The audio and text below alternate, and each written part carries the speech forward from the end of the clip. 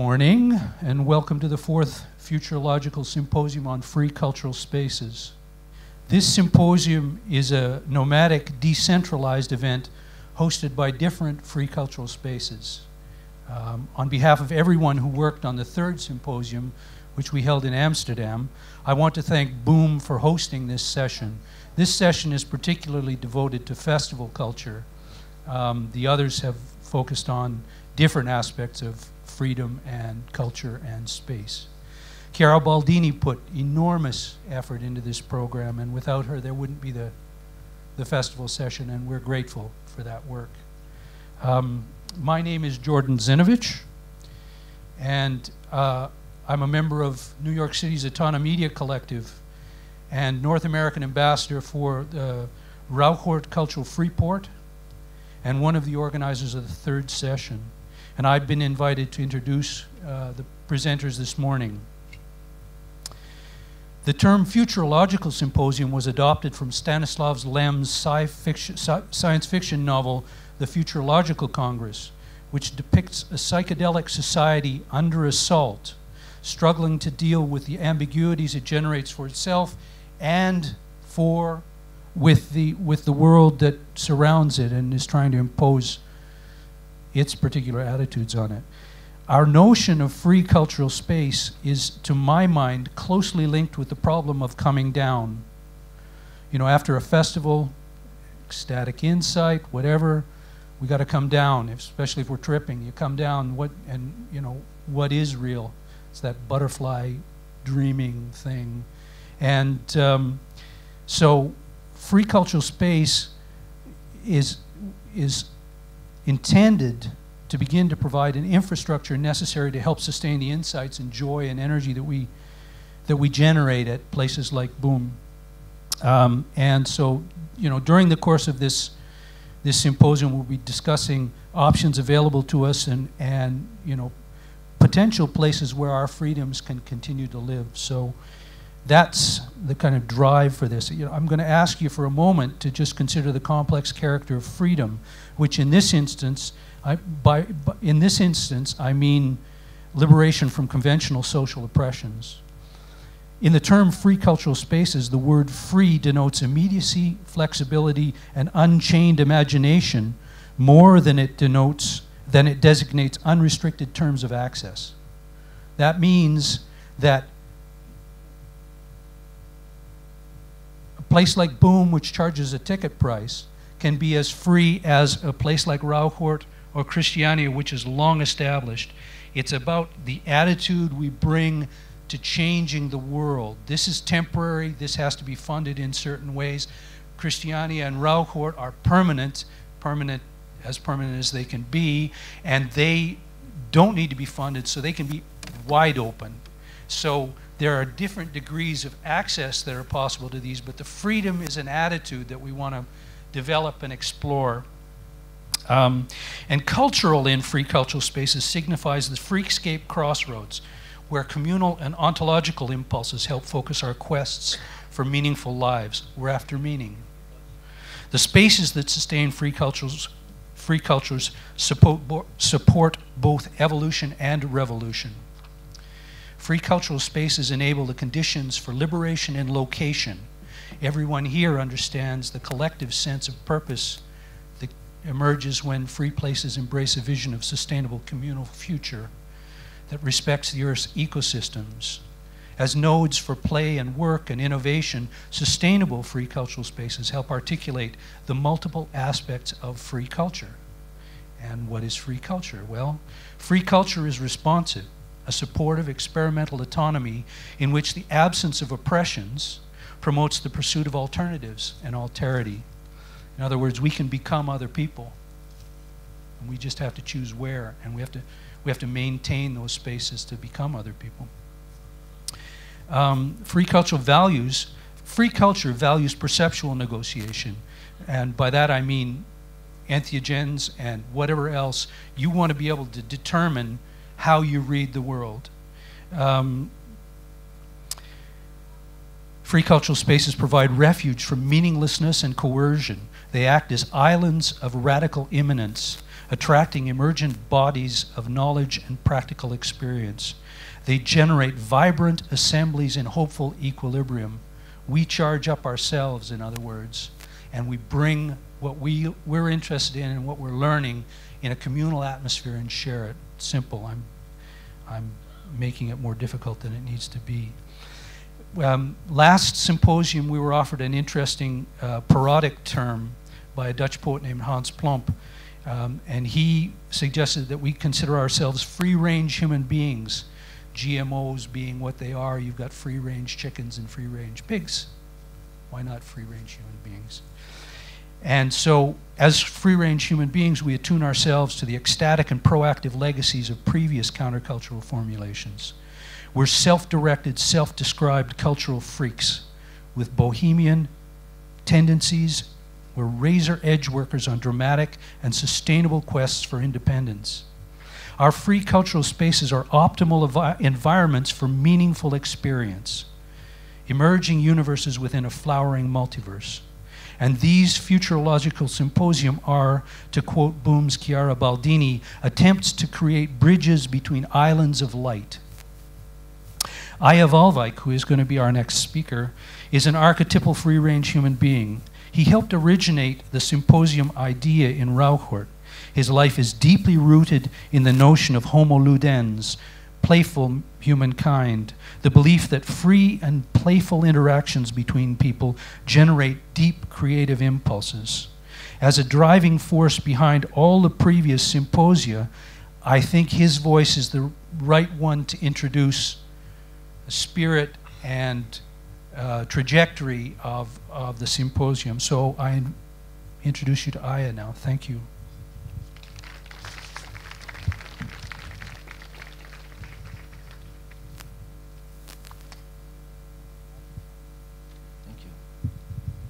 Boom is Utopia revisited. So, dear Utopians, the first 3 symposia in Holland made clear that free cultural spaces cover a wide range of initiatives towards autonomy. Involved were representatives of ecological villages, festivals, squats and ex-squats, communes of all kind, flow towns, nomadic groups and street artists. Sovereignty of life was and is a central given. But how to generate a dialogue to keep the journey going?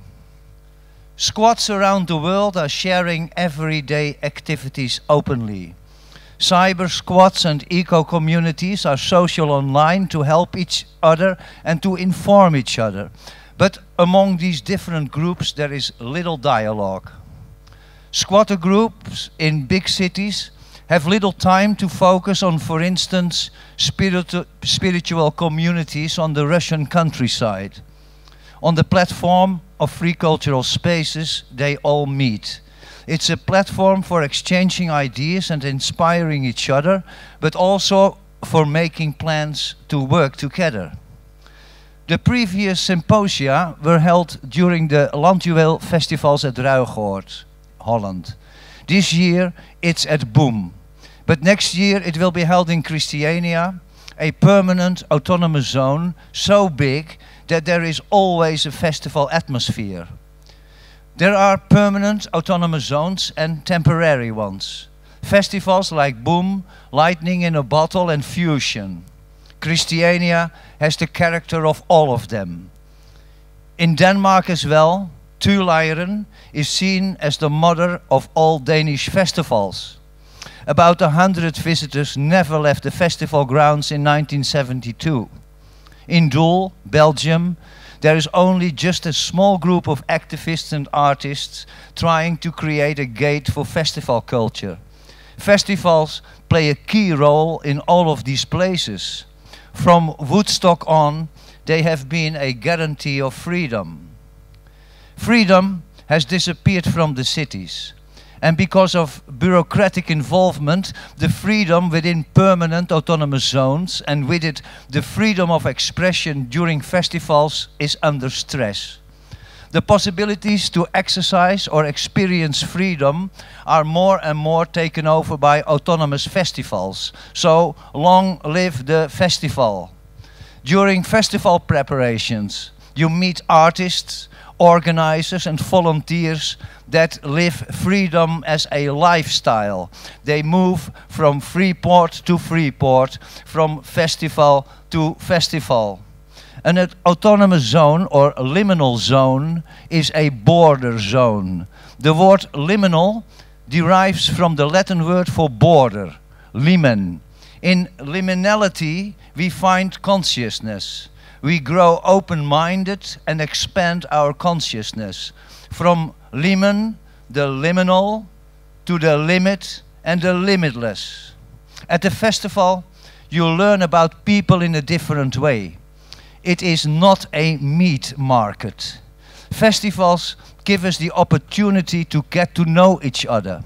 They offer the ultimate environmental experience, and with that a complete experiential environment.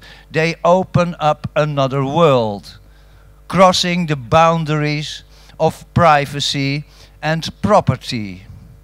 I see festivals as gateway experiences. At the early festivals at Ruigoord, I used to move from fireplace to fireplace, sometimes dozens of them.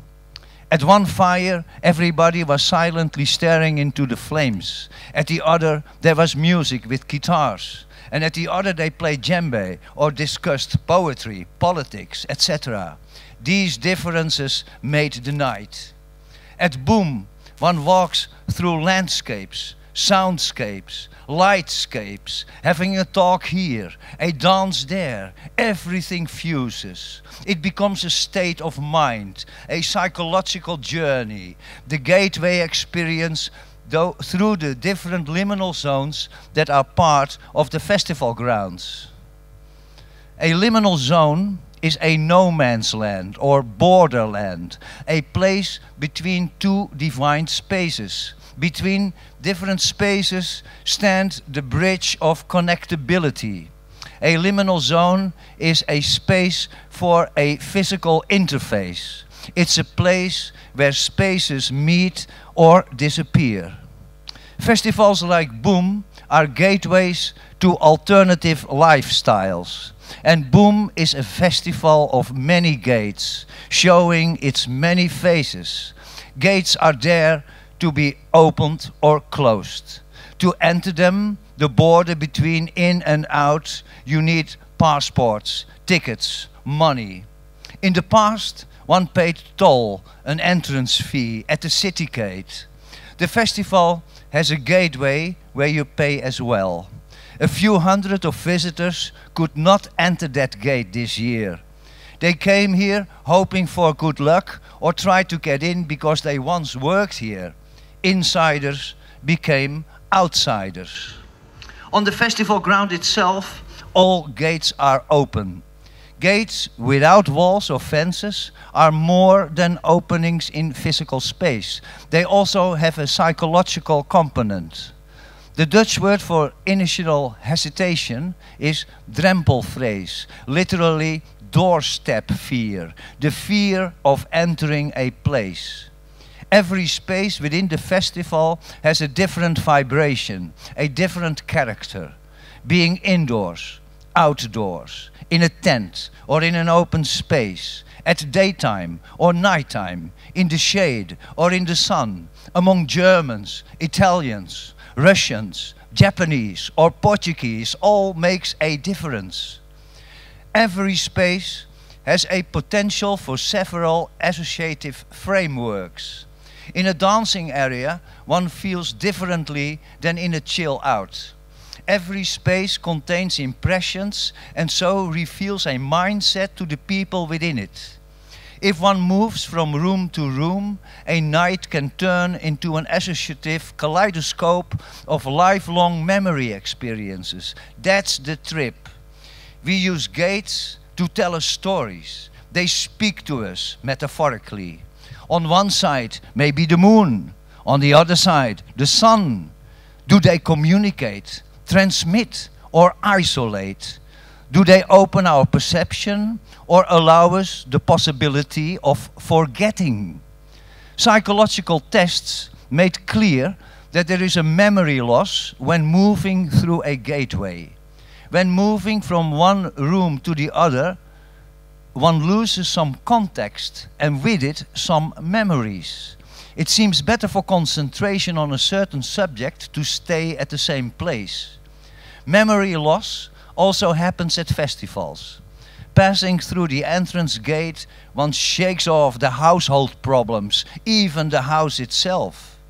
Discontinuity, disruption of the day-to-day order breaks routines. We are all bound by routine. Routine is not only the regular route to follow, it's eating in the morning, shitting at a certain time, and sleeping at night. These basic routines are practiced at holiday camps, but at a festival they all fade. You drink a beer in the morning, juices at night, you'll sleep whenever you want, half an hour here and a little nap there. All routines vanishes. Janus, the old Roman god of gates and the passing of the old into the new year, has two faces, one on each side of his head, an old and a young one. His head was displayed at portals and gates, looking in and out, forward and backward, at both directions at the same time. As a god for travelers, Janus stood for the transition in time and space. Metaphorically, one stands on the threshold of a new year or a new age. The month of January is named after this gatekeeper, Janus. His female counterpart, Jaina, is now shining above the entrances of the dance temple.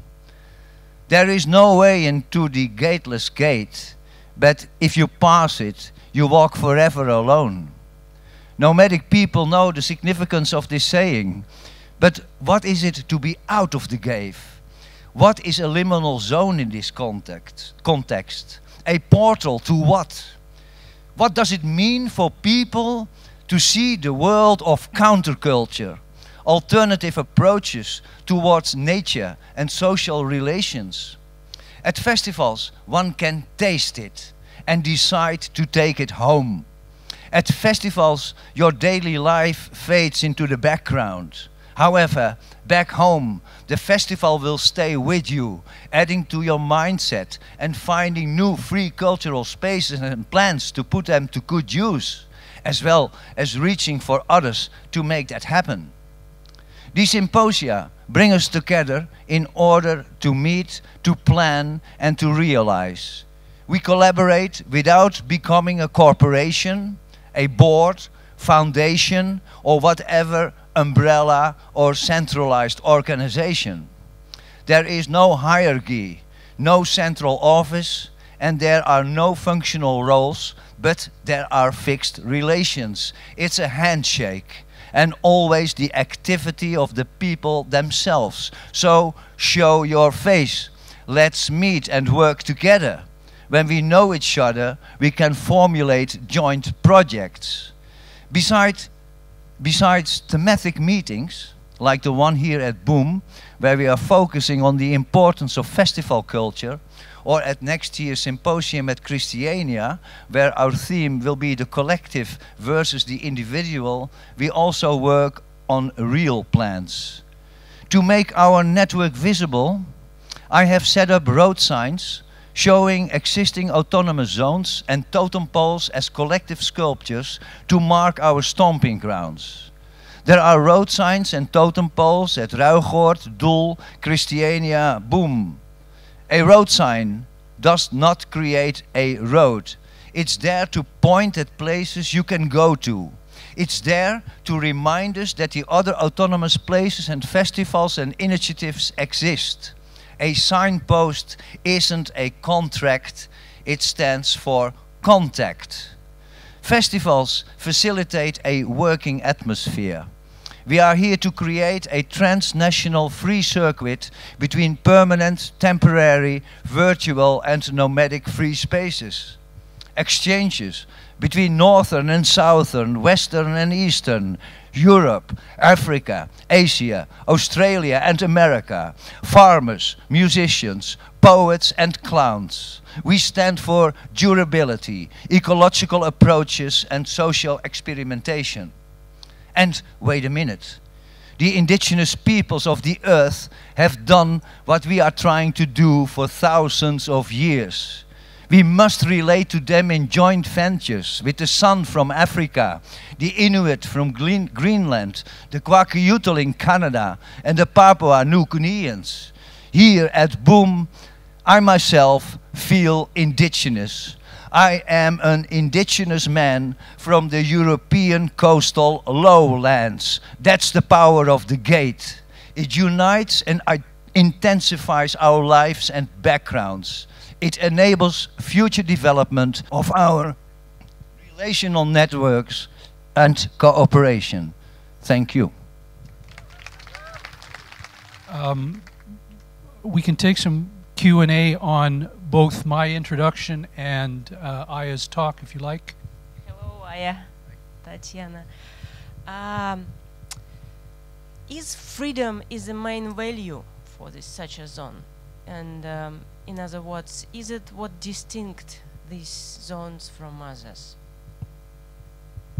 Yes, but freedom is, of course, a container word. There are people like football tribes that want to have the freedom to kill each other when there is a football match. There is the so-called free economical market. The capitalistic world uses the word freedom very often, and that it is coinciding with repression is the sick side of this word. So freedom, the freedom we stand or try to stand for is the freedom to be yourself, but in, let's say, in a social way. I also meet flipped out people here, borderliners, and happily they can also come to festivals instead of sitting in a psychiatric asylum. So I am happy that there are free places that people with a psychological problem, for instance, find their way. If you come to Tuleiren, for instance, you see alcoholics, tramps, as well as people, poets and idealists. So they all fuse and they all work together and they respect each other. Physical violence is forbidden in these places. And on the moment that somebody starts to beat around, also in Ruigoord, he or she has to leave the place. Love is the basis also for this story here. And out of that, we can go on. Love is the word that is most used since the 60s on, thanks to Beatles and other groups that were lifting that word up out of the slum. The love became a central story, although Christianity already presented as something that is only to them. But freedom is the freedom to live in harmony, the freedom to have a beautiful world, the freedom to make money out of misery. That is beyond our story. That is not what we like. I think another part, I'm sorry.